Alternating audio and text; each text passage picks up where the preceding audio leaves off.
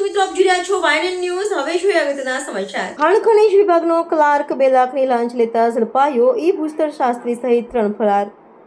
રેતીનો stock કરવા કરેલી અરજી મંજૂર કરવા માટે રૂપિયા 2 લાખની લાંચની રકમ માંગનાર વડોદરા ખાણ ખનીજ વિભાગના ઇન્ચાર્જ અધિકારી સહિત 4 કર્મચારીઓ સામે નર્મદા એસીબીએ કાર્યવાહી કરતા લાંચિયા તત્વોમાં ભારે ફફડાટ ફેલાઈ જવા પામી છે.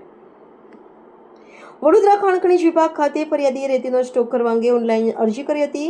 જે અરજીના કામે કોટી કચેરી ખાતે ખાણ ખનીજ વિભાગના સિનિયર ક્લાર્ક યુવરાજસિંહ દિલીપસિંહ ગોહિલને મળ્યા હતા. જેઓએ આ અરજી મંજૂર કરવાના કામે કચેરીના તમામ સ્ટાફને વ્યવહાર પેટે રૂપિયા 2 લાખની લાંચની માંગણી કરી હતી.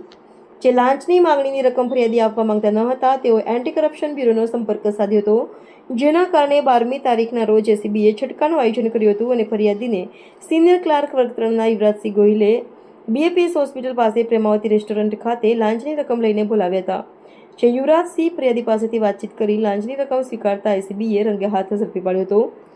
આ સાથે યુવરાજસિંહ લાંચને લેવા માટે મોબાઈલ ફોન ઉપર સંમતિ આપનાર કુબેર ભુવન ખાણ ખનીજ વિભાગના વર્ગ 2ના મદદનીશ ભૂસ્તર શાસ્ત્રી રવિકુમાર કમલેશકુમાર મિસ્ત્રી તથા વર્ગ 3ના આઈટી એક્ઝિક્યુટિવ કિરણભાઈ કાંતિભાઈ પરમાર તેમજ ખાણ ખનીજ વિભાગ વર્ગ 3ના રોયલ્ટી ઇન્સ્પેક્ટર સંકેતભાઈ પટેલની પણ એસીબીએ રૂપિયા 2 લાખની લાંચ કેસમાં ગુનો દાખલ કરી આગળની કાર્યવાહી હાથ ધરી છે.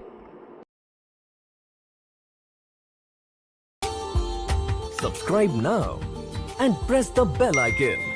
Never miss an update.